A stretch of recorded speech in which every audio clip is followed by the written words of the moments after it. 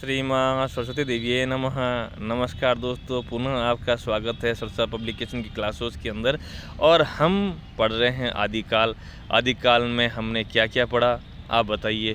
कि हमने नाथ साहित्य पढ़ लिया, उससे पहले बुद्ध पढ़ लिया, अब जैन पढ़ लिया, है ना जी। और उसके बाद में हमने वीर रसात्मक काव्य के बारे में पढ़ा।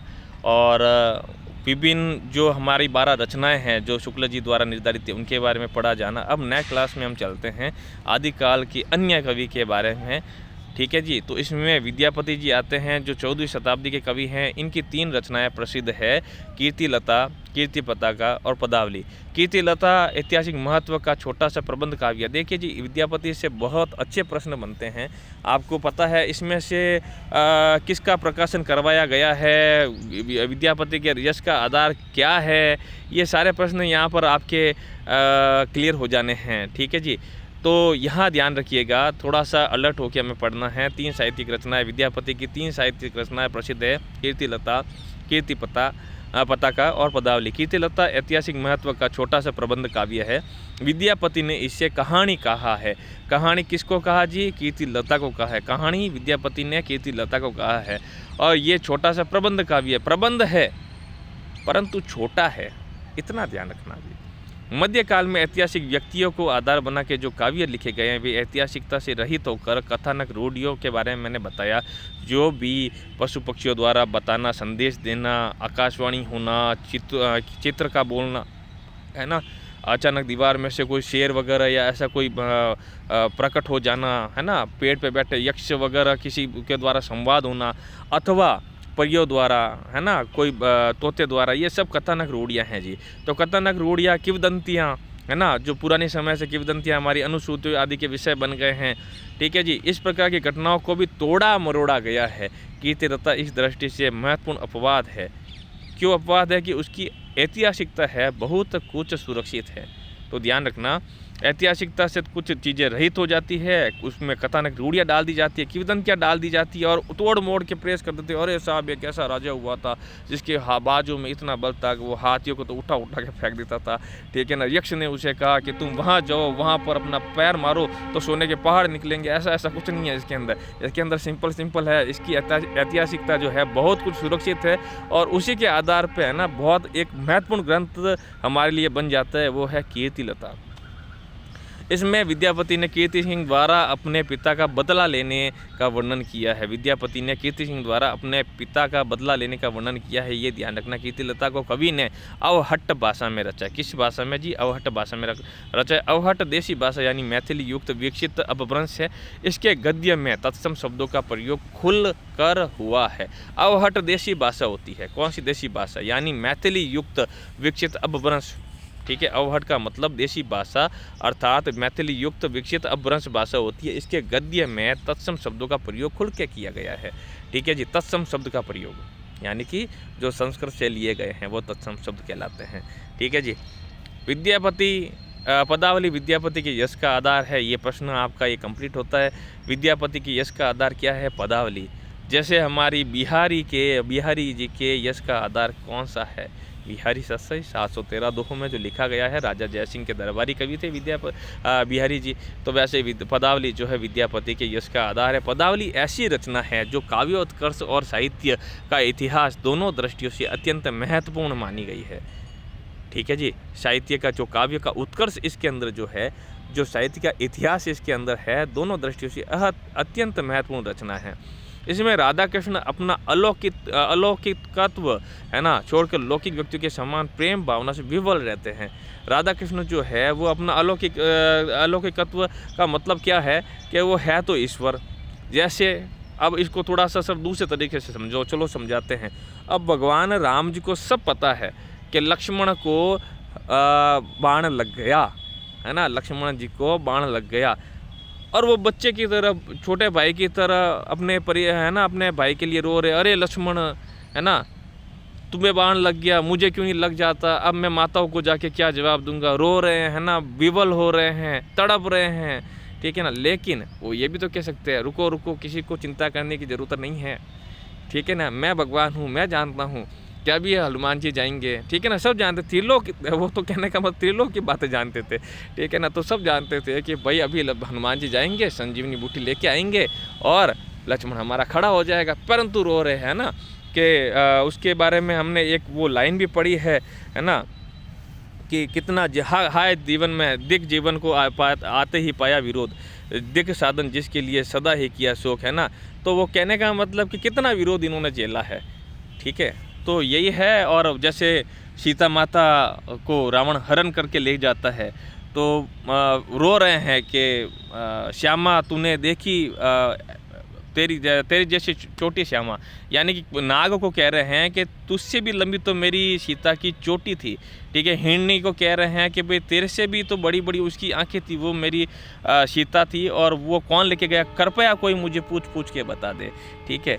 तो ये क्या होता है, लोक भावना से, है ना, लौकिक व्यक्तियों के समान प्रेम भावना से विवल हो रहे हैं, ठीक है ना। बाकी राम जी के पास क्या शक्ति थी, एक तीर चलाया, ठीक है ना, संपूर्ण लंका ही, कहने का मतलब एक तीर में तो तीर जाएगा, माता को लेके आएगा, दूसरे तीर में संपूर्ण लंका भी विध्वंस कर सकते हैं। लेकिन राधा और कृष्ण जो क्या है, कृष्ण भगवान क्या है, जिन्होंने पर्वत भी उठा लिया उस समय, ठीक है जी, जिन्होंने कालिया नाग को मार दिया, जिसने असुरों को संहार कर दिया, राधा जी जिन्होंने, कहने का मतलब उन्होंने भी कई अपनी लीलाएं की थी, ठीक है जी। तो जैसे कृष्ण भगवान को जब वो तुले नहीं जा रहे थे, ठीक है, एक तरफ सारी सामग्री रख दी गई, लेकिन उन्होंने अपने सिर का जो फूल लगा हुआ था, सिर पे जो फूल था, उसी एक मोगरे के फूल द्वारा भगवान को तोल दिया, ठीक है ना। तो वो कितने अलौकिक थे, लेकिन उन्होंने कहा नहीं, फिर भी लौकिक व्यक्ति के समान प्रेम में रो रहे हैं, परेशान हो रहे हैं, एक दूसरे को मिलने के लिए तड़प रहे हैं, वो है जी लौकिक व्यक्ति के समान प्रेम भावना से विवल होते हैं। आपको याद हो जाए, बस यही हमारा प्रयास है। लोक में जिस प्रकार किशोरी लोक लाज के कारण तीव्र अंतर्द्वंद्व झेलती है कि भाई अगर मैं कृष्ण से मिलने गई, इस समय मिलने गई, है ना, तो लोग क्या सोचेंगे, ठीक है ना, पूरा समाज मेरे माता पिता पे कहने का मतलब अंगुली उठाएगा, तो तीव्र अंतर्द्वंद्व रहता है हर बच्ची के अंदर। वैसे उसी प्रकार राधा को यहाँ पर चित्रित किया गया है, ठीक है जी। इस बात को लेकर काफ़ी विवाद है कि पदावली भक्ति परक रचना है या श्रृंगार परक रचना है जी, है ना जी, क्योंकि इन्होंने इसमें इतनी श्रृंगारिक बातें डाल दी है, ठीक है ना। और यही कारण है कि हमारे रामचंद्र शुक्ल जी ने कहा है कि आजकल भक्ति के चश्मे बड़े सस्ते हो गए। जिस प्रकार लोगों ने विद्यापति की रचनाओं को भी भक्ति के अंदर बताया है, और मूलतः वो क्या है, श्रृंगारिक है, ठीक है जी। तो पदावली जो है इसमें इतनी, वो जैसे आजकल के नाटक आते हैं ना, राधे कृष्ण वो वाले, मैं भी सोचता हूँ ना, कैसे कैसे नाटक बना दिए, भगवान को एक रोमियो की तरह इन्होंने पेश किया है। ये दुख का विषय है, और लोग क्या, पूरे यूथ, हमारे बड़े बुजुर्ग उस नाटक को साथ बैठ के देखते, बच्चों के साथ में, वो बस उसमें रोमांस के अलावा कुछ नहीं डाला गया है। तो ये दुख की बात है। वैसे क्या है, लेकिन वही चीज़ ज़्यादा चलती है, ठीक है जी। तो पदावली जो है भक्ति परक रचना है, श्रृंगार परक। वस्तुतः जयदेव का गीत गोविंद, विद्यापति की पदावली और सूरदास का सूरसागर एक एक कोटि की रचना है, जिसमें भक्ति का आधार श्रृंगार रखा गया है ना जी। भक्ति कहा तो गया है ऊपर लिख के कि ये भक्ति की रचना है, परंतु अंदर जब जाओगे ना आप, तो केवल श्रृंगारी है। तो ये अगर प्रश्न आ जाए तो आपको तीन आपको रचनाओं के बारे में बताना है। बहुत अच्छा प्रश्न यदि ये पूछा जाए किसी इंटरव्यू वगैरह में, तो बहुत अच्छे से जवाब देना कि भाई जयदेव का जो गीत गोविंद है, विद्यापति की जो पदावली है, और सूरदास का सूरसागर है, ये तीनों एक ही कोटि की रचना है, जिसमें भक्ति का आधार श्रृंगार है। वापिस भक्ति का आधा श्रृंगार है, प्रश्न को पूरा करो, ठीक है जी। अब हम यूपीएससी का एग्जाम देते हैं, है ना, तो उसमें लिखना है एक लाइन में कि जयदेव का गीत गोविंद, है ना जी, विद्यापति की पदावली और सूरदास का सूरसागर एक ही कोटि की रचना है, जिसमें भक्ति का आधा श्रृंगार है, ठीक है जी। अब आ गए हमारे अमीर जी खुसरो, ठीक है। अमीर खुसरो 14वीं शताब्दी। खुसरो इस युग के अत्यंत महत्वपूर्ण बहुमुखी प्रतिभा के धनी व्यक्ति हैं, और वे संगीतज्ञ हैं, इतिहासकार है, कोशकार हैं, भाषाविद है, सूफी औलिया, बहुत कवि, बहुत कुछ थे। इसमें एक लाइन मैंने ऊपर इसलिए छोड़ी कि आप ध्यान रखना, उनके काव्योत्कर्ष का प्रमाण उनकी फारसी रचनाएं हैं। कौन सी रचनाएं? फारसी रचनाएं, ठीक है जी। हिंदी रचनाएं अत्यंत लोकप्रिय रही हैं, है ना जी। वो आप कहते हैं ना उर्दू तो बहुत बाद में आती है, पहले फारसी के साथ में जो हिंदी मिली, ठीक है ना जी। वहाँ से दोनों से मिला के जो उर्दू का जन्म हुआ है, तो हिंदी की रचनाएं उनकी अत्यंत ही लोकप्रिय रही है। वो खुद हिंदी में रचनाएं करते थे, ठीक है जी। उनकी पहेलियाँ, मुकरिया, पहेलियाँ पहेलियाँ पूछना, मुकरिया यानी कह के मुकर जाना। पहेलियाँ तो ये होती है जी, हमने देखा ऐसा बंदर जो उछले पानी के अंदर तो मेंढक हो गई। मुकरिया, तो मुकरिया में क्या होता जी, जैसे वो आए तो विवाह होए, है ना, शादी होए, उस बिन दूजा ना कोए, ठीक है। तो मीठे ला के उसके बोल, तो वो कहती है हाँ सखी साजन, है ना, कि नहीं नहीं सखी साजन नहीं है वो, हाँ सखी ढोल, कि वो तो ढोल है, मीठे ला के ढोल के बोल है, ठीक है जी। तो वो आएगा तभी ढोल बजेगा, तभी तो शादी होगी।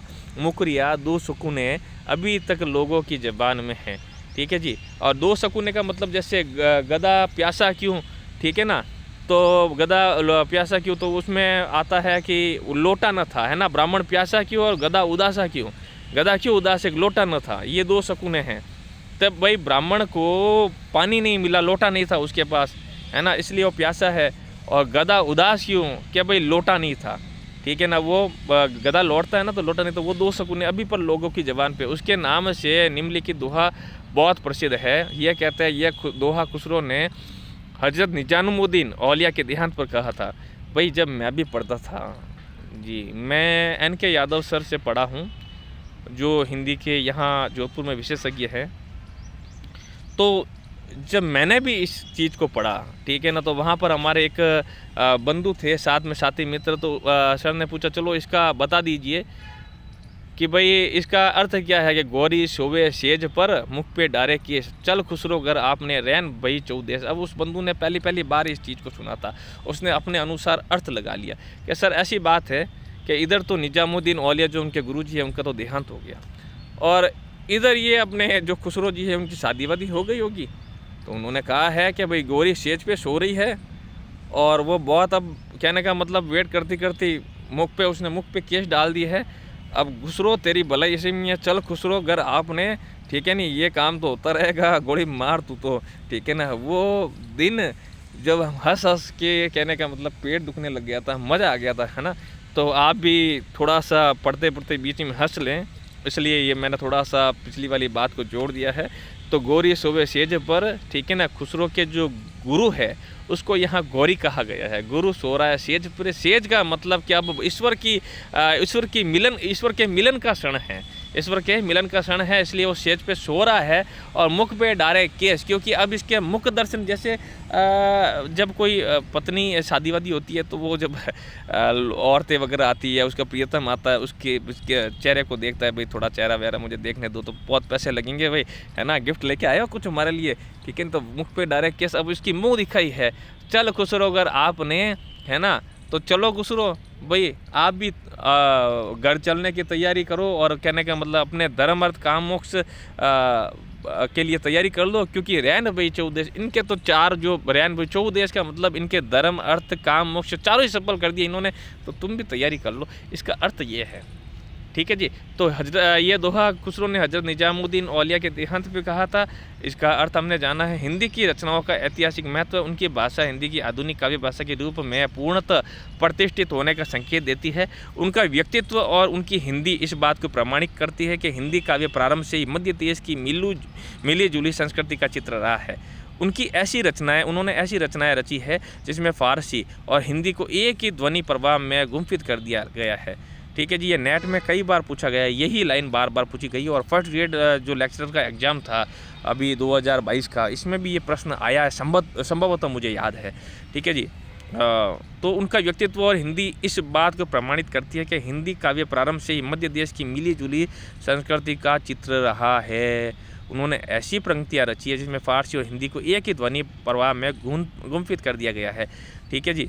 और यह कला जो है किसी संस्कृति के साधक को ही, जो बहुत अच्छी संस्कृति के ऊपर पकड़ रखता है, उसको ही सिद्ध हो सकती है। तो देखो, जेहाल मिस्किन मगुन तगाफुल दुराय न बनाया बतिया, है ना। तो फिर वो आगे गाता है हीरो, किताब हिजा न दारम एजा न लेहू का है लगाए छतिया, ठीक है ना। तो वो एक हमने गाने में सुना है, जेहाल मिस्किन मगुन तगाफुल दुराय न बनाए बतिया, ठीक है जी। तो उसमें मज़ा लीजिए इस गाने का। और क्या इसका अर्थ होता है, कि भाई ये तगो दूरा है दोनों नाने नैनो ये हाल है कि मुंह बंद है और जो दोनों नैन है जो बातें बना रही हैं। ठीक है जी। किताब हिजरा न दारम एजा न लेहू का है। तो भाई इतनी परेशानी है तो मुझे छतिया से क्यों नहीं लगा पाते। ठीक है, छाती से शबान हिजरा दराज चुजुल्फ व रोजे वलसच्चु उम्र कोत सकी पिया को जो मैं न देखूँ तो कैसे काटूँ अंधेरी रतिया। ठीक है जी, कि इस जो कहने का मतलब कि आपकी ये जो बाल है, ठीक है ना, वही अंधेरी रतिया से कोई कम नहीं है। लेकिन आपको देखता तो ऐसे लगता है कि भाई अंधेरी रात हो गई है और मैं इस अंधेरी रातों को ना देखूं। आप इस अंधेरी रातों में, अंधेरी रात आते मुझे आपके बाल याद आते हैं, वो काले काले घने केश याद आते हैं। तो उस अंधेरी रातों को कैसे काटूं मैं। कितना शानदार लिखा है इन्होंने। चलो आगे पढ़ते हैं हम। आदिकाल की प्रवृत्तियाँ मोस्ट इम्पोर्टेंट तो यही है प्रवृत्तियाँ। इसमें से सबसे ज़्यादा सवाल बनते हैं जी। तो आदिकाल की प्रवृत्तियों में है आदिकाल अपभ्रंश और हिंदी का संधिकाल है। मोस्ट इम्पोर्टेंट पहली प्रवृत्ति, सबसे इम्पोर्टेंट पहली प्रवृत्ति आदिकाल अपभ्रंश और हिंदी का संधिकाल है। आदिकाल जो है अपभ्रंश और हिंदी का संधिकाल है। हिंदी और अपभ्रंश का संधिकाल कौन सा है, वो आदिकाल है। तो आदिकाल हिंदी और अपभ्रंश का संधिकाल है। इसमें दोनों की भाषाई और साहित्यिक प्रवृत्तियों का मेल है। भाषाई और साहित्यिक प्रवृत्ति जो है दोनों का मेल है। इसमें नाथ सिद्धों और जैन कवियों का साहित्य मिलता है। इसमें वैदिक मत और कर्मकांड की आलोचना की गई है। ठीक है जी, इसमें वैदिक मत और कर्मकांड की आलोचना की गई है। मैं आपको बताना चाहूँगा कि EMRS PGT में मेरा चयन हुआ है और जो मैंने अपने गुरुजनों से, मित्रों से, जिन से मैंने जो भी ज्ञान पाया है वो बहुत ही अच्छे रूप में सबको मिक्स करके एक अच्छे रूप में मैंने आप लोगों को प्रस्तुत करने का पूर्णतः प्रयास किया है।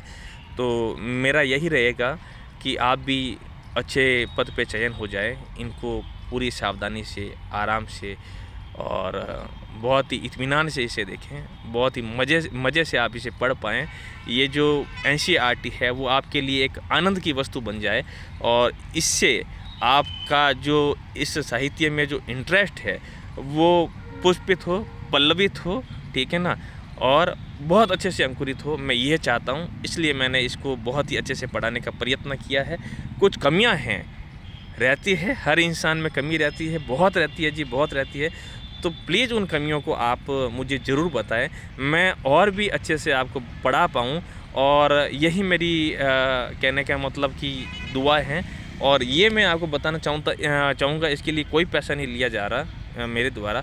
लेकिन अगर कुछ नाम मात्र की जो अगर फ़ीस इसके द्वारा जो रखी जा रही है वो केवल इसलिए कि एक ऐप वगैरह का जो खर्चा वगैरह निकल जाए और ऐसे बच्चे जो पेमेंट नहीं दे पाते उनको हम फ्री में कोर्स उपलब्ध करवाते। जैसे विधवा है, जैसे विकलांग है ना, तो उन विकलांग है या अत्यंत गरीब है जिसके पास पैसा नहीं है, तो आप हमारे सर से कांटेक्ट कर लीजिएगा। आपको बिल्कुल निःशुल्क में ये कोर्स दिया जाएगा।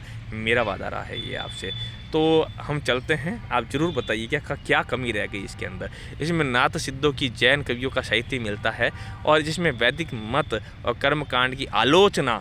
ठीक है जी, प्रवृत्तियों में क्या है, नाथ सिद्धों और जैन कवियों का साहित्य हमने पढ़ा है, वो मिल ही रहा है जी इधर। और सभी में वैदिक मत का, ठीक है, नाथ सिद्धों ने वैदिक मत का आलोचना की है, कर्मकांडों की आलोचना की है। ठीक है जी, वीर गाथात्मकता इस काल की प्रधान प्रवृत्ति है। ठीक है जी, अधिकांशतः यह रासो काव्य के अंतर्गत ही मिलेगी। यद्यपि रासो काव्य में श्रृंगारी, संदेश रासक और जैन धार्मिक साहित्य बर्तेश्वर, बाहुबली, रास भी लिखा गया है। श्रृंगारी क्या है, संदेश रासक कैसी रचना है, रासो काव्य में रचा गया, परंतु ये श्रृंगारी रचना है जी। ठीक है जी, और जैन धार्मिक रचना भी है, वो भी रासो है। वो क्या है जी, बर्तेश्वर, बाहुबली, रास भी लिखा गया है। वापिस ध्यान रखना, वीर गाथात्मकता आदिकाल की प्रधान प्रवृत्ति है। वीर गाथात्मकता आदिकाल की प्रधान प्रवृत्ति है। हमने पहले पॉइंट के अंदर पढ़ा कि आदिकाल अपभ्रंश और हिंदी का संधिकाल है। ठीक है जी, और दूसरा लाइन ये याद रख लो कि वीर गाथात्मकता इस काल की आदिकाल की प्रधान प्रवृत्ति है।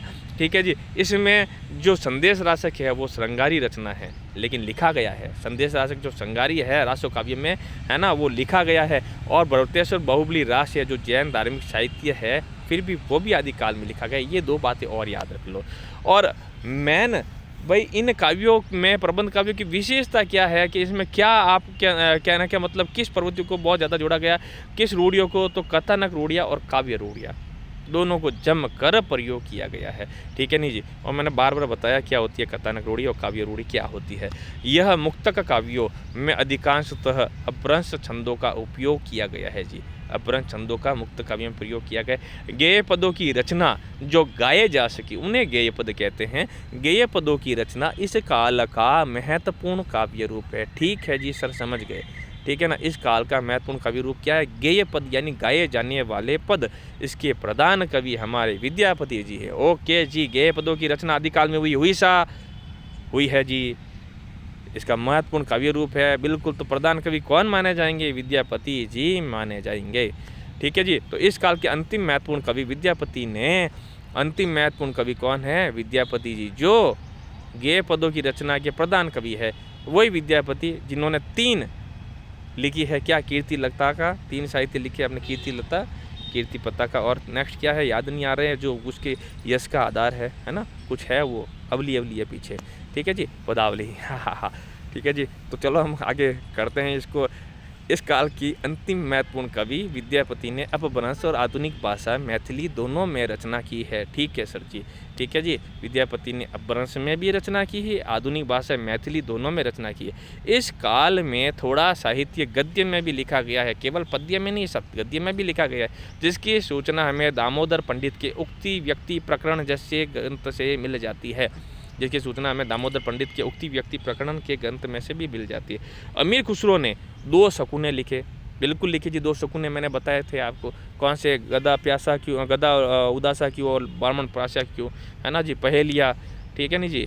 भाई एक थाल मोती से भरा, सबके सिर पे औंधा धरा, है ना। थाल चारों मेर फिरे और मोती एक ना गिरे, वो क्या है? आकाश और तारे, है ना जी। पहेलिया हो गई। मुखरिया, वो आए तो शादी होए उसके बिजना दूजा ना डोए, ना सकी साजन ना सकी ढोल, वो वाला। ठीक है ना जी। तो लोक प्रचलित काव्य रूपों का प्रयोग किया है, जिसमें फारसी का प्रयोग किया इन्होंने, खड़ी बोली का प्रयोग किया है जी, और ब्रज भाषा तीनों का प्रयोग किया है। तो जे हाल मिस्किन मकुन तवाफुल, है ना। इसमें कौन कौन सी 2 भाषा ली थी आप बताइए मुझे। ठीक है जी। फारसी, खड़ी बोली और ब्रज भाषा तीनों का इन्होंने प्रयोग कर दिया। अब नेक्स्ट टॉपिक चलेगा हमारा भक्ति काल। आप लोगों को बहुत बहुत धन्यवाद कि आपने साथ रखा हमारा, और साथ बनाए रखिएगा, क्योंकि हमारा मानना है कि जो ये बड़े बड़े कोचिंग्स में बहुत बड़ी बड़ी फीस ली जाती है, जो सिर्फ बड़े बड़े लोगों के बच्चे ही पढ़ के बड़े बड़े बनते हैं, है ना। वैसा नहीं होना चाहिए भाई। हर इंसान को मौका मिलना चाहिए, गरीब को तो सबसे पहले मौका मिलना चाहिए जी। तो निःशुल्क बहुत कम फीस के अंदर, बहुत कम फीस के अंदर, लागत रेट के अंदर अगर कोई करेगा काम तो वो हम करेंगे। ये सरसा पब्लिकेशन का वादा रहा आपसे। तो जय हिंद, जय भारत, और हम मिलते हैं। और आगे हमारा टॉपिक होगा भक्ति काल। मेरा विश्वास है, मेरी आशा है कि आपको ये समझ में आया है जो मैंने आपको पढ़ाया है। अगर ना समझ में आए, ये व्हाट्सअप नंबर दे रखे मैंने अपने, कृपया व्हाट्सअप ही करें, मैसेज ही करें, व्हाट्सअप मैसेज ही करें, कॉल ना करें। ठीक है नहीं जी। मैं एक एक प्रश्न का आपको जवाब दूंगा। ठीक है जी। और आपका हमेशा स्वागत रहेगा। कोशिश करेंगे कि एक समय से पहले जब आपकी वैकेंसी आए फर्स्ट ग्रेड लेक्चरर की, सेकंड ग्रेड की, तो हम एक कोचिंग लगाए और उसके अंदर मात्र आपके रहने और खाने के पैसों के अंदर आपको पूरा कोर्स करवाया जाए। यानी 5-7 हज़ार के अंदर खाना भी शामिल होना चाहिए। ठीक है ना जी। और रहना भी शामिल होना चाहिए। 15-20 दिन के लिए आओ, पूरा कोर्स करके जाओ आप। ठीक है जी। तो यही भावनाएं रहेगी हमारी। धन्यवाद, बहुत बहुत धन्यवाद। मिलते हैं नेक्स्ट क्लास के अंदर।